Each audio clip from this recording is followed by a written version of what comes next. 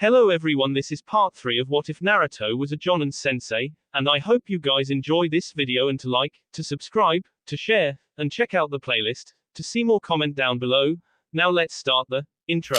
They call me a god. They call me a god. They call me a god. Join my membership, the perks are great. It's in the description. A month had passed since the first date of Naruto and Hinata, and from when Naruto first implemented his training regimen for his students. Naruto and Hinata had gotten much closer, and to everyone's surprise she no longer fainted when in his presence. They had followed up the date the next day with a talk over ramen at Ichirakis. There they truly got to know each other. Hinata had felt that her crush on Naruto could be more, and she was right. She could no longer think of a time when they are not together. As for Naruto, he felt Hinata was his exact opposite, and that had added to the bond that they had. In some ways that was true. She was shy, reserved, and felt little of herself, which unfortunately kept her from sharing her feeling with him for over 10 years. But they did share many qualities as well. They both strived to be acknowledged and respected by others that they held dear to them. Naruto wanted respect from the village and had not once wavered in his ambition to be the best Hokage the village ever had. Hinata only wanted to be acknowledged by her family as a strong heir for the clan, and by Naruto as a strong ninja. The two were almost inseparable at times, and much to the delight of the girls in the village gave them another subject to gossip on. Sasuke had stayed quiet about the old arranged marriage that was once set up between the two, and for that Naruto was grateful, as that would have been one other thing to have to hear in gossip form circulating around the village. Naruto's team had improved as well. After much training, they all had made serious steps to improving on their weaknesses and also their strengths. The team also got along better. While Maita was still a bit cold to the others, he learned to trust them and work with them on strategies in the various missions that they took. As of yet, they had only taken simple D-rank missions ranging from catching the feudal lord's wife's cat, Tora, who was still kicking and just as agile at escaping from the clutches on that woman, to various odd jobs. Coming up soon, they were finally deemed ready to receive a C-rank mission. Naruto wanted to make sure that they would be ready before that, due to what happened to his team when they, not being ready, took on their first C rank. The team found themselves in front of the Hokage as Tsunade said, "I am very pleased in the progress this team is making, and therefore you shall have a C-rank transport mission to replace that. I am sure you are familiar with Naruto." "And where is that?" She smiled. "You will be transporting goods and supplies to the land of the waves, delivering them to the Lord there. The goods and supplies are gifts to the Lord and his wife for the marriage of the daughter from the Lords here in the Fire Country. I see, and I assume that we are to protect the goods from the various bandits and thieves that might wish to plunder said goods," said Maita. "That is correct, and can I assume that you take the mission?" asked Shikamaru, who was sitting at the Hokage's right. "Hi," said all three genin. "Good," said Tsunade. "You leave at noon, so go home, equip yourselves properly, and meet at the north gate where the wagon will be waiting for you. You will be gone for about a week of travel, so pack wisely." The three left the room with a bow, and Naruto stood there a bit more as Tsunade requested that she speak with him in private after assigning the mission. The two found themselves in the Hokage's office a half hour later, where Tsunade sat at her desk and Naruto sat at the chair before her. "Naruto, I am pleased at the team, and it seems that I choose wisely in assigning you a team to train," she said, smiling. "Thanks," he replied. "That being said, I have some news for you." She paused and took a breath.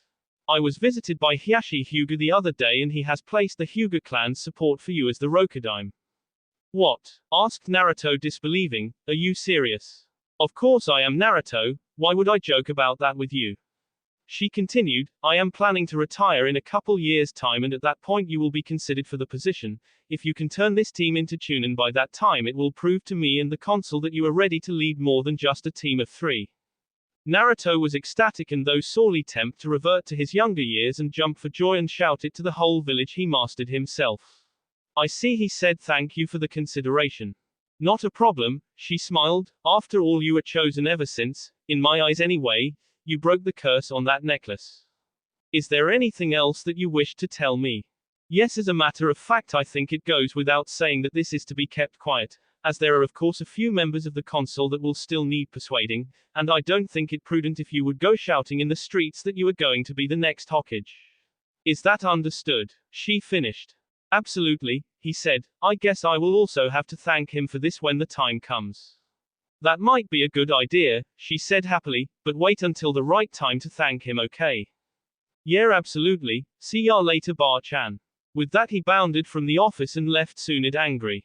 Naruto was walking through the streets when he spotted Hinata walking to the Hokage Tower. He snuck up behind her and putting his arms around her shoulders said, "Hi there, Hinata-chan." "Naruto-kun," she said, blushing slightly as she turned to him. "How are you?"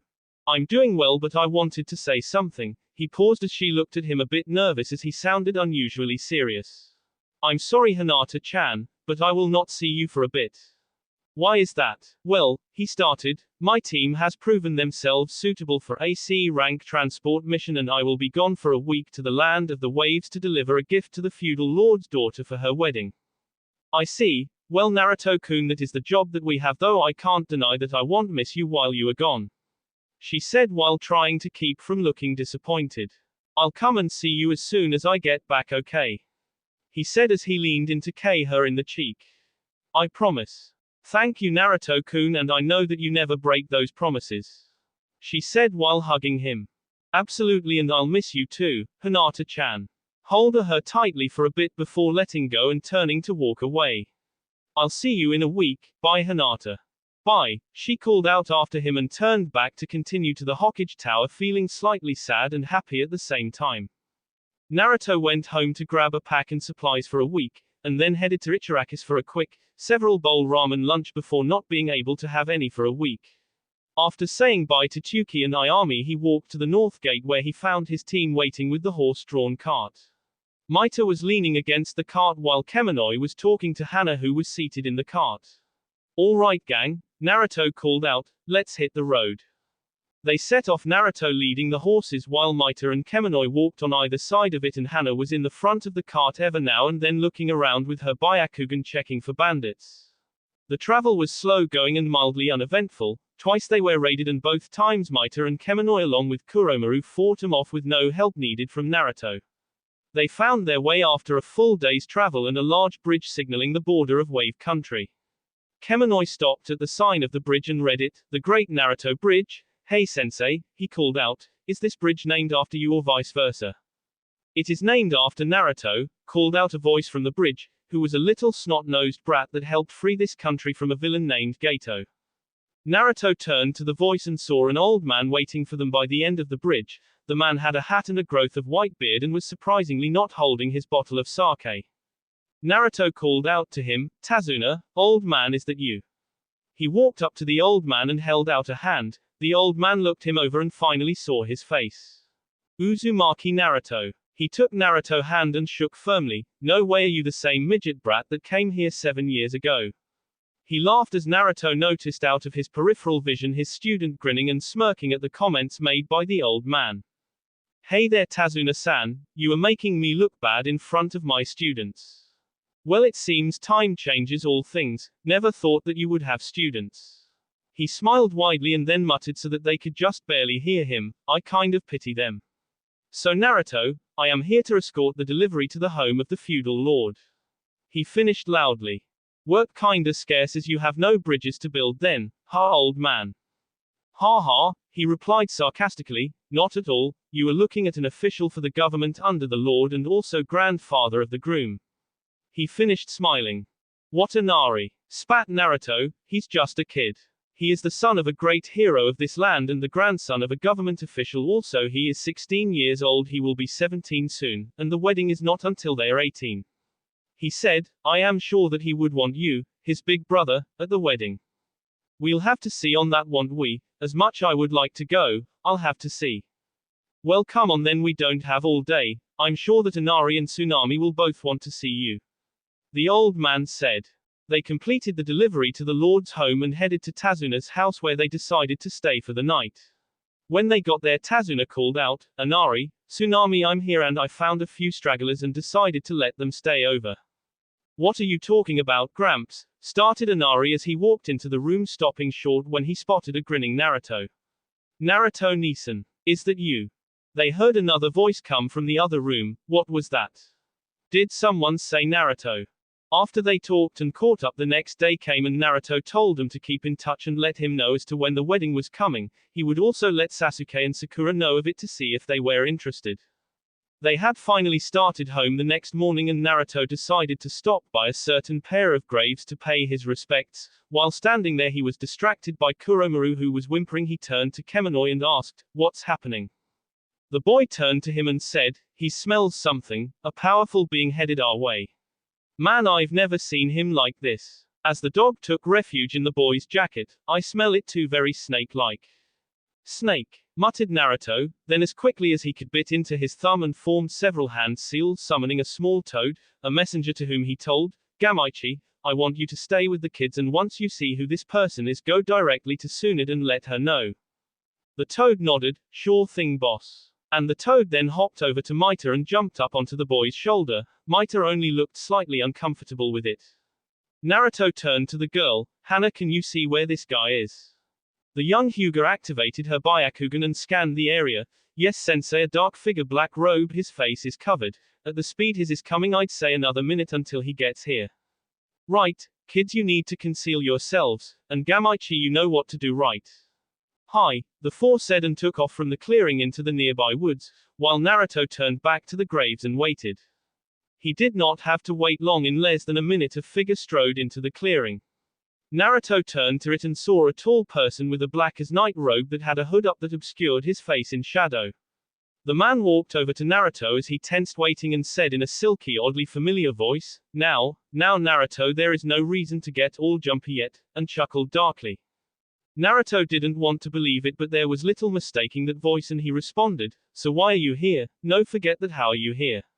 I thought that Sasuke had destroyed you, Orochimaru." "Well, it seems that I've been found out," the snake said. "Well, so much for having some fun." He removed his hood and revealed a face that Naruto hoped never to see again. "If you really didn't want to be found out, then you would have hidden yourself better, you old bastard." Naruto felt a presence disappear as the toad vanished from Maita's shoulder. "Good," he thought. "If they hurry I might be able to hold him off until they get here." "Well, it seems that my coming back party will not be a secret for very long," said the Sannin as he too felt the toad disappear. "No matter, maybe you'll finally get those great eyes that Sasuke-kun owes me." "Sasuke owes you nothing except a sword through your black, shriveled heart." Naruto spat, and again I asked, "How are you even alive? My, aren't we the impatient one? Seems some things never change, eh Naruto?"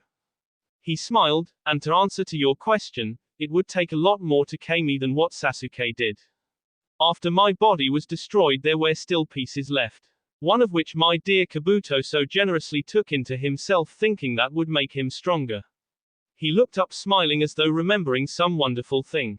"True, the foolish boy kept me at bay for several years using my power as he saw fit, but each time he did I would grow stronger. More and more of him were lost to me, until finally I was reborn." "You disgust me, Orochimaru," Naruto said softly, "so why have you come to me? This body, while useful, is weak. I will not be denied my dream, my ambition. I will destroy Konoha, and I have found the perfect body to control while I do so." He smirked widely. "Imagine how helpful the Kyuubi would be in doing so when I possess the body that imprisons it, don't you think so, Naruto?" Naruto stared at Orochimaru for a moment. "Ha, you think that I would let you use my body and power to destroy the village? You is mistaken. I don't recall giving you a choice, Kyuubi brat," Orochimaru sneered. Off in the woods the three genin all sat thinking the same thing. Why does this man call Sensei that?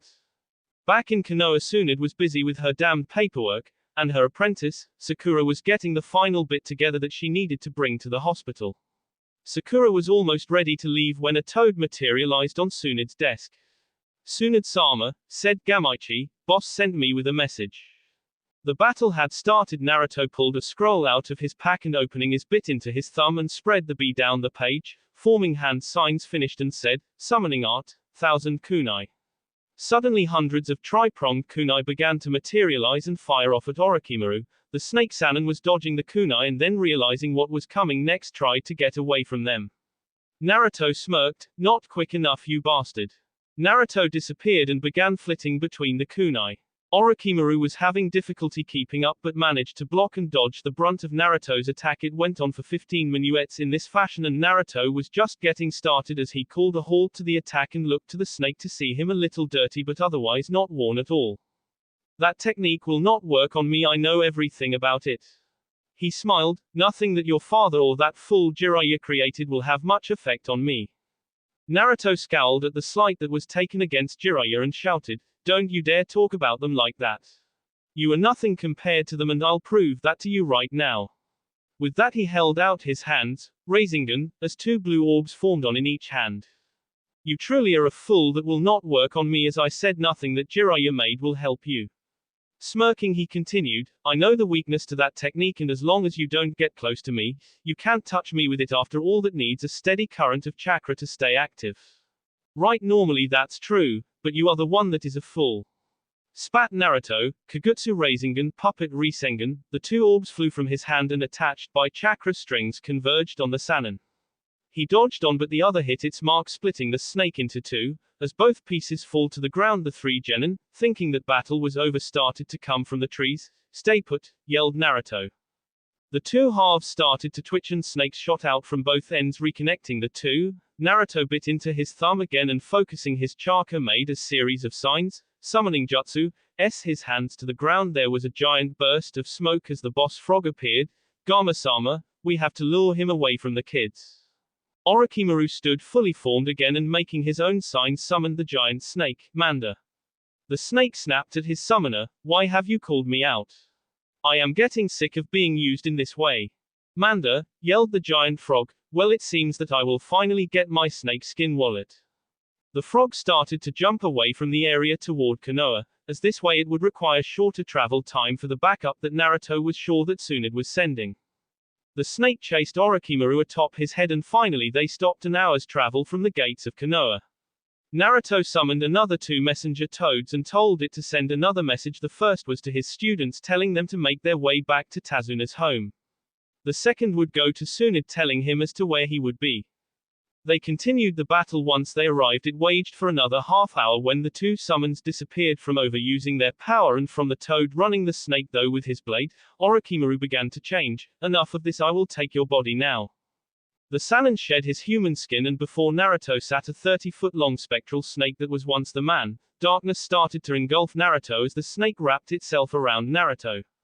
Naruto found himself in a dark sewer that he had not visited for years. There was a large cage in front of him bearing a seal mark and caging a large fox smirking at the other figure in front of the cage. Who is this? Is this the man who wishes to take the brat over? Get the hell out of here, you bastard! Yelled Naruto. Both the snake and the fox ignored Naruto and spoke to each other. Do you know why I am here, Kyuubi? I am offering you a vent for your frustrations. Help me destroy Konoha, said Orochimaru silkily. Tempting, said the fox, but as much fun as that would be, I'm afraid I have to decline. Naruto was dumbfounded and Orochimaru did not lose his smile. Why do you decline, Kyuubi? You are acting too familiar with me, Snake, he spat, and I decline as while it would be fun to level that place, I know that you would only hold onto me for as long as needed and then you would find another body discarding this one.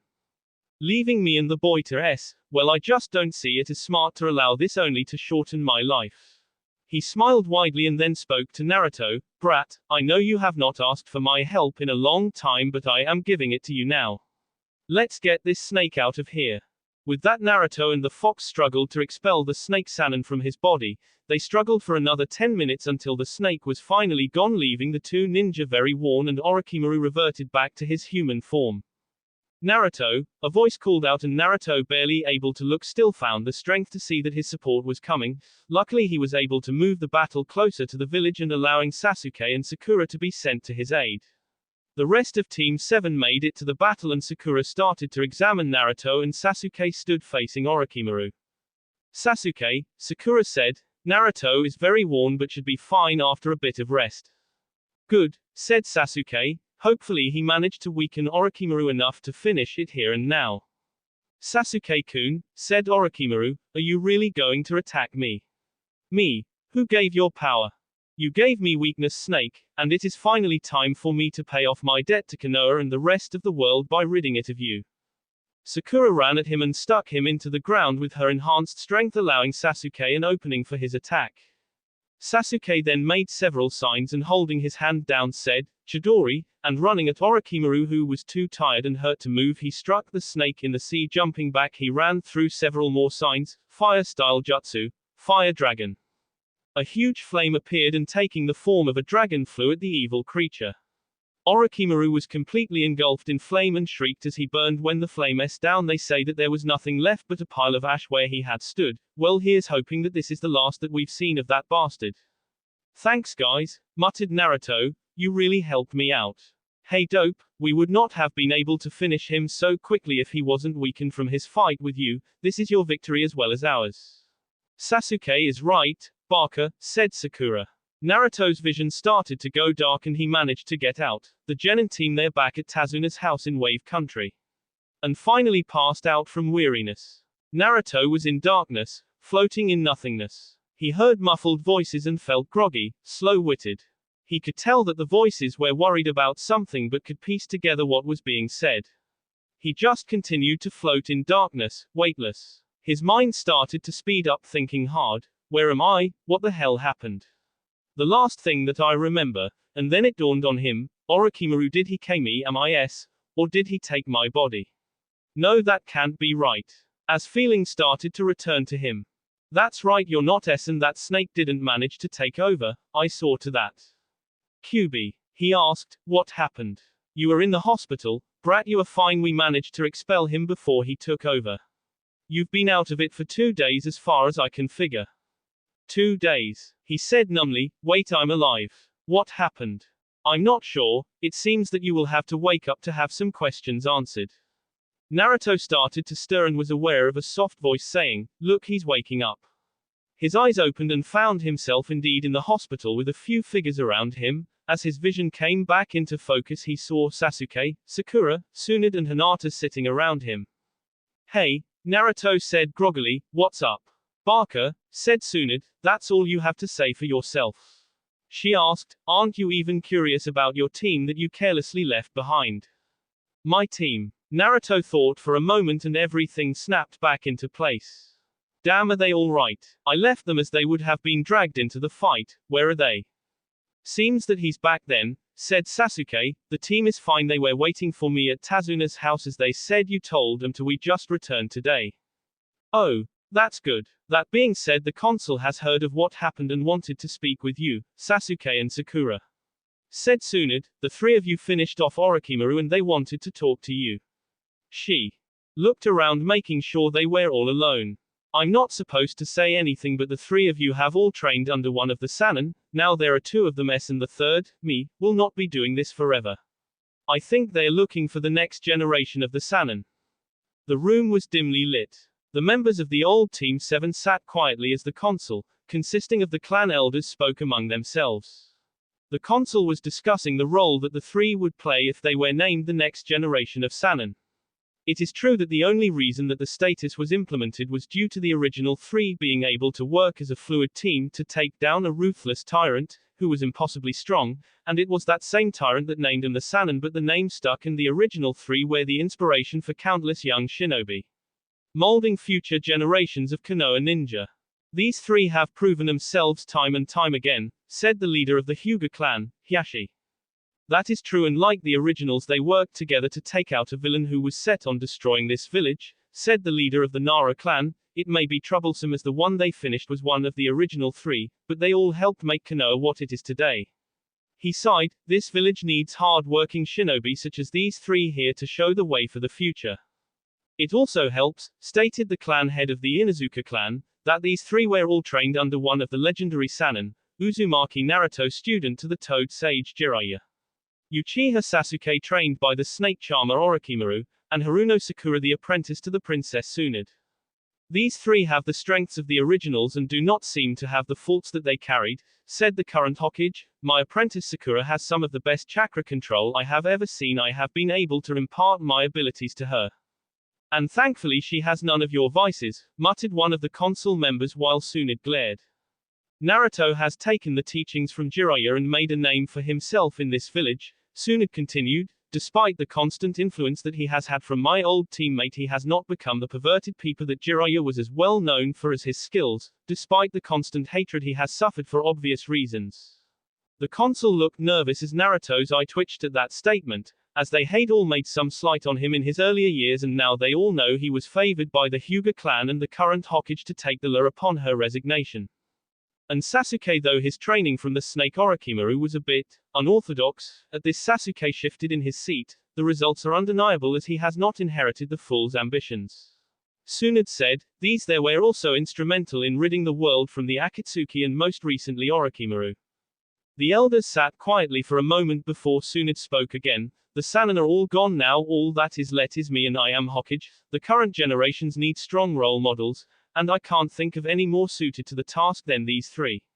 So we shall put it to a vote. Do we continue with a tradition started by an enemy, that in turn helped this village despite what said enemy tried, or not? The vote was unanimous. The elders decided that this village needed people like the Sannin to continue to prosper. Very well, and do you three agree to this challenge? Asked Tsunade. The three nodded. Good, then from now on then it seems that you will be Toad Sage Naruto, Snake Charmer Sasuke, and Princess Sakura. Tsunade smiled. Congratulations. Naruto was found in the ramen stand working his way through his fifth bowl of miso ramen. He had not told his friends what had happened as of yet, not being really sure how to deal with it. There was joy that the elders were recognizing him, and his old teammates. The old Naruto would have been shouting it from the top of Hokage Mountain, but he figured that it might be better if he told them privately. Hinata had walked into the shop. Seeing Naruto there, she sat beside him. He was drawn from his thoughts as he noticed her there. Hiya Hinata-chan, he said to the blushing girl, leaning over to her. How are you? I'm fine, Naruto-kun, she replied. So, what happened in the meeting? Naruto had almost forgotten that she was there in the hospital room when Tsunade mentioned it. He looked around and made sure there was no one there, leaned in and said, the elders decided that they would continue the tradition of the Sannin. So then, she started. Yup, he said, you are looking at one of the new generation of the three Sannin. She sat quiet for a moment and then threw her arms around him. Oh, Naruto, congratulations. Thanks, Hinata-chan, he said, returning the hug. At that point they spotted Neji and Lee walking past the stand. Lee had not changed much over the years, with a few differences. Now sporting a Jonin flak jacket, many confused him for his old sensei, which always filled him with pride and caused his to go on a joyful, crying tangent whenever that happened. Another difference in his appearance was the bottle of sake he now kept strapped to his belt next to his weapons pouch. After he turned 18, was able to hold onto it as one of his last resorts. Neji was essentially the same, in a long robe and hair tied behind him. He carried himself with a grace that was befitting to being a member of the Hyuga clan. Lee spotted Naruto and Hinata and walked right for them. Hello Naruto-kun, Hinata-san, you two enjoying this fine day and the fires of your youth on a date? Making Hinata blush more and Naruto become annoyed. Lee, said Neji, knock it off, Naruto, I wish to congratulate you on your recent defeat of that snake. Thanks, Neji. So how's the team? Naruto asked. Doing well, actually Lee and I are going to train with them and help their taijutsu skills. You and yours should join us sometime. I just might do that, Naruto smiled. Good, well I'll speak with you later, and enjoy yourselves, he said with a smirk as he and Lee walked on, Hinata blushing and Naruto scratching the back of his head, nervously. They finished their meals and set off down the road, Naruto's arm around her when they ran into Sasuke, who was talking with Kakashi. So Naruto, said Kakashi, Sasuke told me what happened. I have to say that I am proud of the three of you. Thanks Kakashi, it is taking some getting used to, but I hope to be able to live up to the law. Hinata, he said, turning to the girl, so how does it feel to be dating a Sannin? Knock it off Kakashi, said Naruto, can't you see you are embarrassing her? He asked as the said Konoiki looked down, shyly fidgeting. That does not make it any less true, Naruto, though I am surprised that you even lasted a month, as you are a loudmouth and she is so quiet, he said as he disappeared. Damn jerk, Naruto yelled after him. Sasuke then noticed Ino coming their way and said, well crap, I got to go, later dope. Ino came up to Naruto and Hinata and asked, where did Sasuke-kun go? Naruto shrugged and Hinata said, I think he was busy, Ino-chan. Damn, well I'll catch up to him later, bye you two. And she left the two alone walking to the Hyuga compound. Naruto was in thought about different things. On the one hand, he wondered how to tell people of what had happened without seeming to be rubbing it into anyone's face. The one person that he would have liked to rub it into would have been Sasuke, but as it had happened to him as well, that was pointless. The second thing was his feelings to Hinata. He really liked her and could not think of being with anyone else anymore. She was kind and always supportive and really seemed to love him, but was it love that he felt for her? Was he just settling as she was the first one to feel this way about him? It couldn't be just that. Maybe he was falling in love with her. They defiantly were spending a lot of time together, and there was the time that she was injured on that mission. He felt a helplessness he had not felt since Sasuke left the village. It confused him at first, but even after revealing his secret to her, she never rejected him. She still stayed with him. Maybe that is love. All he knew is that he never wanted to hurt her or see her hurt. His thoughts must have shown on his face, as Hinata asked, "Is there something wrong?" He smiled and pulled her closer. "Nothing at all, Hinata-chan, just lots of stuff happening, you know." She smiled back as they reached the compound, and saying goodbye he left as she went inside. He was to meet with the Hokage concerning his team. The Chunin exams were approaching and he needed to give his okay for them to participate or not. That was another thing he had to mull over. Are they ready? Well, they are definitely more prepared than I was my first time. He continued to think on it as he made his way to the tower. As he entered the office, he saw Neji and Shino there as well, waiting for him, and Naruto greeted them. "Hey guys." Shino remained quiet while Neji replied with a smirk, "Good day, San and Sama." "You heard then, huh?" Naruto's grin faltered a bit, but he regained it quickly. Shino decided to speak. "I am being groomed to be the future leader of the Aburame clan, and therefore was advised of this by the current elder, my father. To be honest, Naruto-san, I am surprised that you have not been shouting this for all to hear. That just goes to show, I suppose, how much you have matured from the days in the academy, and that this law is rightly given." Naruto, who had not heard Shino speak this much in one go, was taken aback and said, Thanks, Shino." Tsunade interrupted. "Now then to the business at hand." The three stood at attention. "All of your teams to qualify for the upcoming Chunin exams, which Kagekage Gaara is hosting in his village this time around. The final decision on whether they will participate in the exams is up to you as their senseis. What are your choices?" Naruto spoke up first. "My team is ready, much more so than I was my first time. They have shown great improvement both in teamwork and individual progress." Shino then said, "My team is also ready, I say yes." "As is mine," said Neji. "Very well," said Tsunade. "In 2 weeks' time you and a few others will be leaving for that village." She smiled. "This is the first time that all 3 rookie teams are going to participate since you two did," she said to Naruto and Shino. "I wish them luck. You are dismissed." The 3 left and Naruto said to Neji, "I thought you were going to train your team. Where are they now?" "At Lee's dojo," he said. "He is training them in taijutsu as their skills in that respect are still lacking and he can get them up to the level that they should be." Shino commented, "You think it wise to leave your students with Lee?" "Shino's got a point," Neji smirked. "Naruto, don't want Lee to rub off on them and end up with another guy clone." Neji only looked slightly worried and said, "Good point," and rushed off. Naruto grinned at Shino. "What do you think the odds are that Lee would influence them that way?" Shino thought for a moment. "I would have to say almost non-existent. Lee is a very special case to have been influenced in that way himself." He paused a moment. "I suppose it is that guy was the only one who ever gave him encouragement when it seemed that he could never be a ninja. It seems only natural that he wished to be that way." "True, but doesn't make it any less weird," muttered Naruto. "Still, it was fun screwing with Neji like that." Shino stayed quiet for a moment. "Well, it seems that some aspects of you remain the same, Naruto." The next day Naruto found himself in front of Hashi discussing the fact that Naruto registered Hana into Chunin exams. "Uzumaki-san, do you truly believe her to be ready for this?" "Of course I do, Hashi-sama. After what happened to me and my team my first time, I would not even consider it if they had not proven themselves." "I see. Well, from what I hear from Hana's Juken tutor, she has been improving in combat, though her attitude, while also improved, still leaves much to be desired." "With all respect, Hashi-sama," said Naruto. "While it is my job to help them improve in their skills, I fail to see how her attitude is me responsibility as she shows great teamwork that is all I can ask for. True, very true, said Hashi, but it is that fact that she seems to have gotten rid of her attitude and adopted a new one that is very reminiscent of a certain 12-year-old blonde I have not seen in years. Naruto grew nervous, "Sir, I can explain that," he started but was interrupted. "I am not saying that it is a bad thing seeing what you became Sanin-sama," he said surprisingly pleasantly.